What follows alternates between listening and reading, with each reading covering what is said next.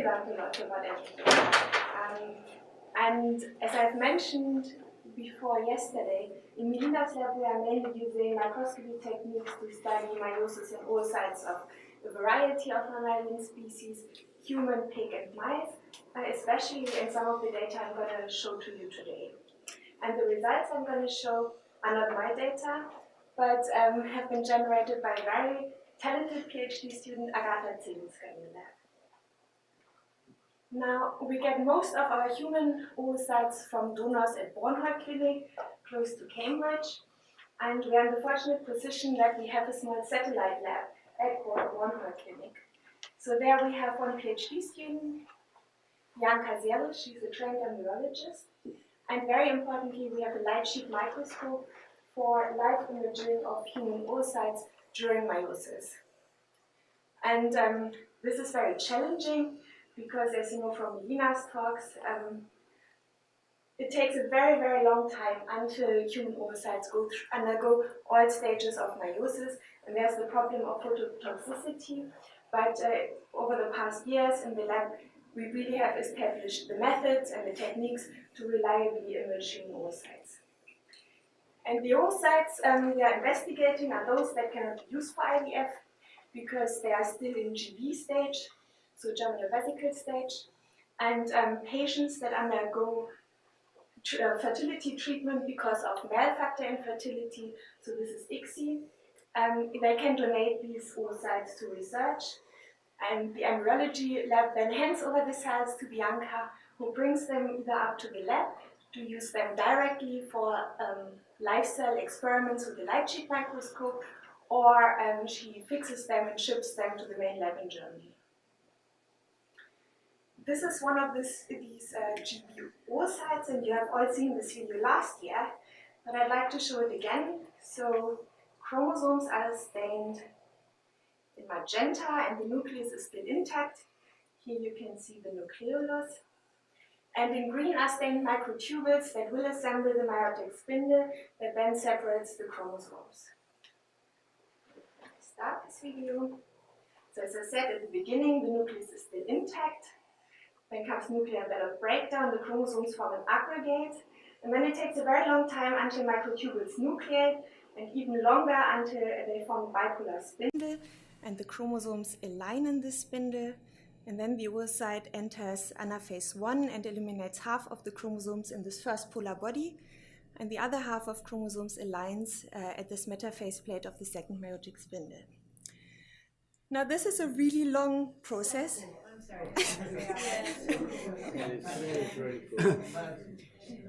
So are those micronuclei, or? I think we don't know what that is. It's something that we reliably observe in human oocytes, especially in human oocytes, I should say.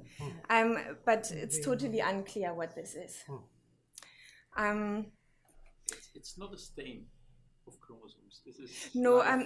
This is live imaging. This is by injecting a marker. Yeah. So, as I said, this is a very, very long process. And what took especially long is this establishment of the first meiotic spindle. That's roughly 16 hours in human oocytes. And of course, this is in very stark contrast to the establishment of the spindle in mice, where it takes, depending on the strain, 3 to 5 hours, or also the mitotic spindle, which is only 30 minutes. This is just to remind you of the stages of human oocyte meiosis, and I won't go into details, but there are some things I would like to stress. One is that not only the progression through all these stages, but also the timing is very reliable, as this graph shows. And this is very important because it shows us that by the live imaging, we do not harm the oocytes. And in this study, Susanna and Melina found also some striking other features. One is this late onset of microtubule nucleation. And then, as mentioned before, this long period until the bipolar spindle is established, so roughly 16 hours. And what you might have seen in this video is another thing, and this is that the microtubules are very dynamic and undergo a lot of remodeling until the bipolar spindle is established. And this is going to become more important later on.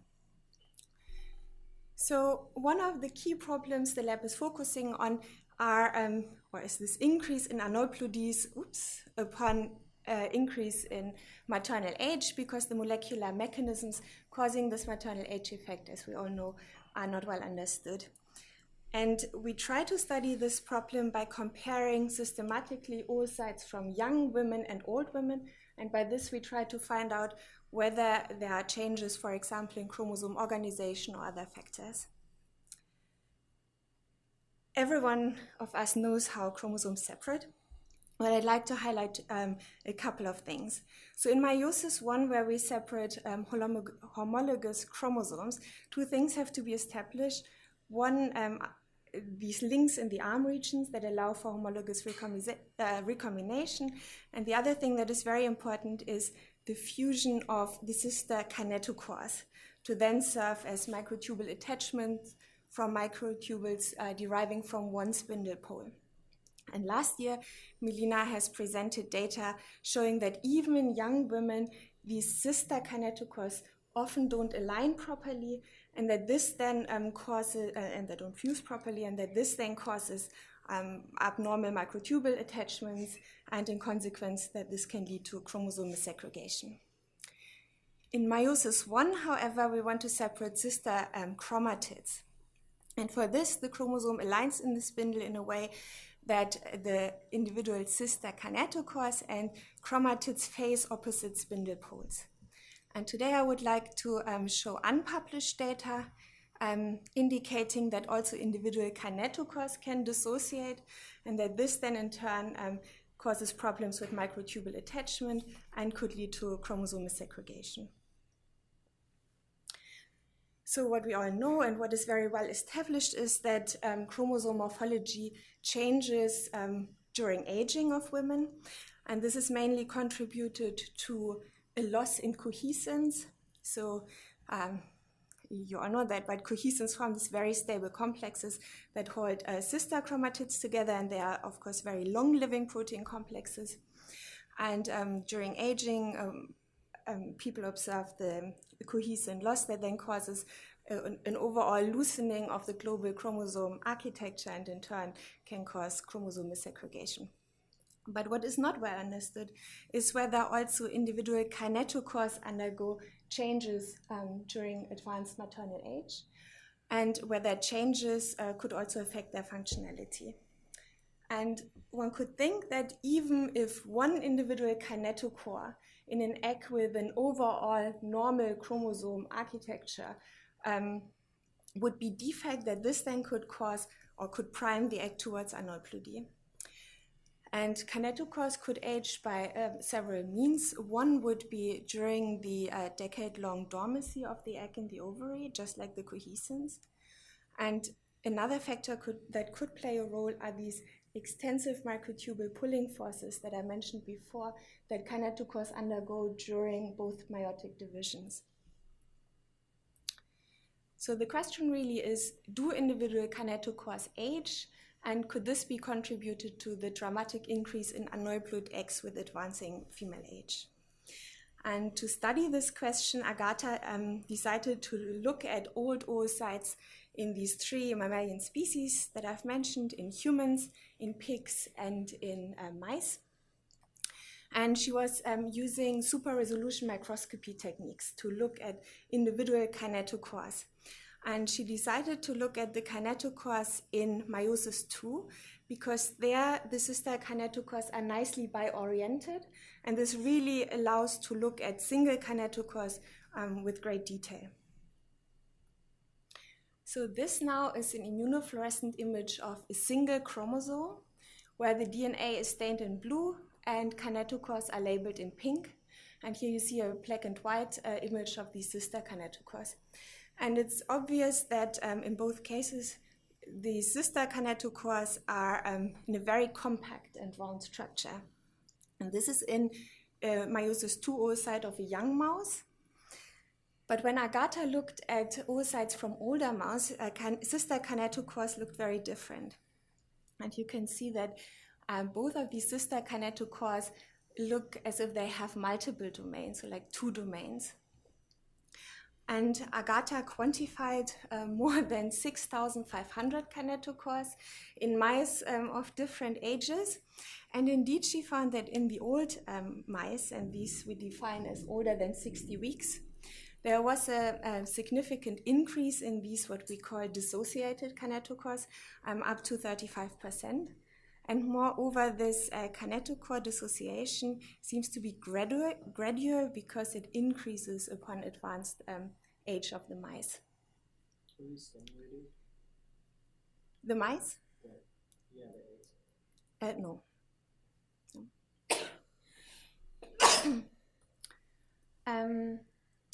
Of course, it was important to see whether that's a feature that is that only occurs in mice or whether it also happens in other mammals. And these are now single chromosomes in a meiosis II egg from a pig and from a 27-year-old woman. And interestingly, here you can see that the two sister kinetochores look different. One is in this compact architecture, and the same is true here in the human oocyte or on the human chromosome, whilst the other one has this dissociated nature. And that actually happened very often, that Agatha would see that one of the sister kinetochores was compact and the other one was dissociated. And again, Agatha went on to quantify kinetochores in eggs of younger women, and younger for us is younger than 34. And in older women. And she could again find this significant increase in dissociated kinetochores in meiosis II eggs of older women. Sorry, do you think, would there be any impact to the orientation? Like if the two signals look like one because they were on top of each other? No. So we are in meiosis II where they are like next, where they are bi-oriented. Like no. But also this is, so Agatha looked three-dimensionally at that. So basically she does set stacks and then she rotates the kinetochore in all directions to look at it from all sides. Because you are right, if you would say this is like a static image from one side, you don't know what's behind, and it could be multiple even when it looks like compact, or it could be all kind of dissociation. So from the pig and the mouse, were these all GB collected and mature? Yes, yeah. Although I have to say it's a bit difficult to say what's in old pigs. So in the pigs we don't have age-related. We only look at pig, but we don't really know how old they are. I mean, we get the pig ovaries from the slaughterhouse, and you do smell when they are a bit older because they are very fatty, and the tissue smells. But this is by no means a biological indicator for how old this pig is. And is the timing of the future maturation similar to regular? It takes longer, and also pigs don't have centrosomes or Aneuploidy. So pigs are much more similar to humans, and this is why we use pigs now. They take much longer to progress during meiosis. Of course, we get more oocytes than from the human donors. And also the chromosome architecture or structure looks more similar to humans. So, of course, kinetochores could dissociate in many ways. So one could think they could dissociate into 2 domains, as we have seen on the pictures, or 3 domains, 4 domains, multiple domains. And it was important to see whether there's a pattern behind this dissociation. So again, you can see, but in this case now, individual kinetochores. Before we were looking at sister kinetochores. These are individual kinetochores. In most cases, Agatha found that kinetochores would dissociate in these 2 larger domains. However, in all 3 species, she also found some kinetochores that dissociated into multiple domains, so like 3 as shown here. But when she now quantified when she only looked at dissociated kinetochores, she found that of these, more than 90% were dissociated into 2 domains, and only a very small number showed multi-domain structure. So This means that even though we know that kinetochores are built up of numerous small subunits, they preferentially dissociate into two larger domains. So you know what, this crust recognizes several subproteins, and do you know if it's recognizing the same subproteins in each species, or? No. So, and you are right, this is crest staining, but later on I showed data on SAMP-A and on HEC1. So several markers are doing similar things. Lena, was there any correlation with age in terms of 90% of those were like in younger? Or in other words, is there a high likelihood of having 3 if you're older, or they didn't see any age, or that hasn't been done yet? It is a good question. So for the mouse data, in young mice, you don't have, or you hardly have any dissociated kinetochores. So therefore, all the data on mice is on old mice. And I don't think that Agatha saw big changes there in whether a 36-year-old mice had more domain dissociation than a 60-weeks-old mice. In the human, I'm not sure. I would need to ask her, but I doubt it. Because I have to say that in the humans, we really have only the two groups. We have like the ones until up to 33, and then 34 to, I think the oldest is 43 years in our cohort. So we can't really distinguish so much amongst age groups. The data I've shown to you so far were done with ARIScan microscopy. But Agatha also used 2 other super resolution microscopy techniques to verify the data. One is structural illumination microscopy, and the other one is STET microscopy. So those are now images taken by STET. And on the left side, she stained for the centromeric marker SAMP-A. And interestingly, these are the mouse oocytes. When she looked in the young mice, you can already detect that there seems to be multiple foci with this SAMP-A staining, and it becomes more apparent in the older mice. However, when she stained then for the outer kinetochore marker HEC1, this is shown up here, she found that most of these outer kinetochore domains dissociate into 2 lobes. That can be seen here. And importantly, those outer kinetochore domains, they are the ones that interact with the microtubules. So again, she quantified this, and it reflects really nicely the data she had observed with the crest staining before. So an increase of the dissociation of the outer kinetochore domains upon advanced maternal age. And I should also say that this reflects also the data she got on human oocytes. So knowing now that kinetochores dissociate with advanced maternal age, and that these outer kinetochore regions are also affected, and those are the ones that interact with microtubule, it was interesting to see whether kinetochore dissociation also affects kinetochore function, and thereby could lead to chromosome segregation errors. And most knowledge we have on how chromosome segregation errors arise come from mitotic cells, where it is contributed to merotellic microtubule attachments. And one of these merotellically attached kinetochores is shown here. And you can appreciate that during anaphase, this kinetochore will be pulled towards both spindle poles, a bit to one side and a bit to the other. And these undecided chromosomes then, of course, are the ones that cause problems. So when Agatha was now quantifying the attachment of microtubules to either compact kinetochores or dissociated kinetochores, she indeed found an increase in merotellic attachments in these dissociated kinetochores. And that, of course, could functionally cause a problem. Now, we have seen that kinetochores dissociate, and there is an increase in merotellic attachments, and therefore Agatha really wanted to know what is the molecular basis behind this kinetochore dissociation. So again, you can see here an immunofluorescent image of a single chromosome with the 2 sister chromatids. with the two sister kinetochores, and a single chromatid with a kinetochore. And in all three cases, the kinetochores are in this nice round compact structure. However, when Agatha looked at single chromatids, she very often found that these were the ones that had the dissociated kinetochore structure.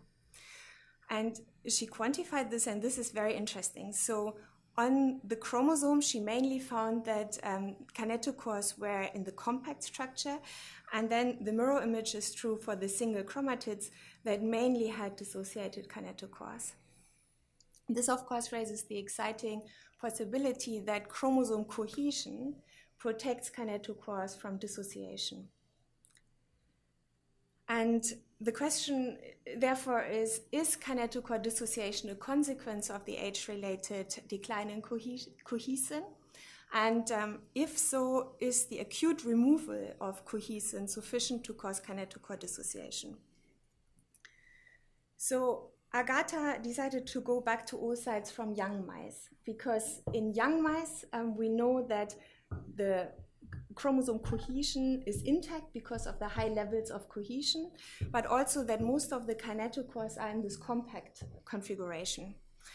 And she wanted to study the acute depletion of cohesion by depleting of the meiosis-specific cohesin subunit Rec8, and then use trim away as explained by Karen.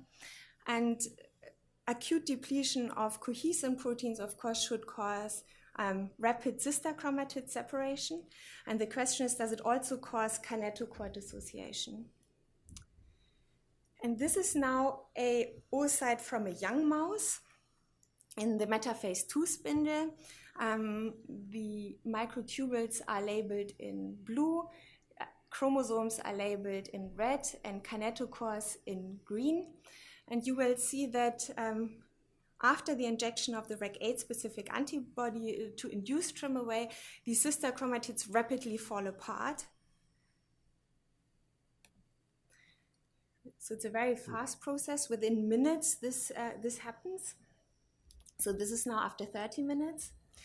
And when Agatha fixed these cells and then studied kinetochores, and as I said, these are young mice where most of the kinetochores under normal conditions are compact, she now found that the kinetochores had these dissociated, or many kinetochores had a dissociated configuration. But of course, this full depletion of cohesin is not really what happens in vivo, where one sees a gradual loss of cohesin proteins. And therefore, Agatha tweaked the protocol to achieve only partial cohesin depletion. And here she depleted for another cohesin subunit, SMC3. And again, you see a metaphase 2 spindle, and this looks much more like what we are used to in an oocyte of an old mouse or an old female, with most of the chromosomes being still intact and only a couple of individual chromatids. And when Agatha now looked at the number of compact versus dissociated kinetochores on these chromosomes versus chromatids, this mirrored really the picture we had observed in, or not me, she had observed in oocytes of older mice. So, cohesin or acute cohesin depletion seems to be sufficient to induce a kinetochore dissociation. Chromosome missegregation on two ways, like as it has been shown so many times before, by loosening the overall chromosome architecture, which can lead to chromosome segregation errors, but also by priming kinetochores for dissociation. But I'd like to come back to the second point I've mentioned before, and these are these extensive microtubule pulling forces. And unfortunately, I don't think I have time to go into detail with this, but really by combining multiple track approaches, Agatha was able to show that microtubule pulling forces have an additional effect on kinetochore dissociation. So for example, when she treated oocytes of a young mouse with low doses with nocodazole, this is microtubule depolymerizing drug. But these low doses still keep the bipolarity of the spindle intact, which only results in reduction of microtubule pulling. And she then did a partial depletion of cohesin proteins. She found that a decreased number of kinetochores were in the dissociated configuration. And this shows that kinetochore dissociation is initiated by cohesin loss, but it's then further exacerbated by microtubule pulling forces. And in line with this, when she treated oocytes with either Taxol or monastrol that lead to dramatic spindle rearrangements, she could show that this worsens the kinetochore dissociation phenotype. So to summarize these data, kinetochores change their morphology and they dissociate into mainly two domains upon advanced maternal age. And this has functional consequences because it leads to these abnormal microtubule attachments.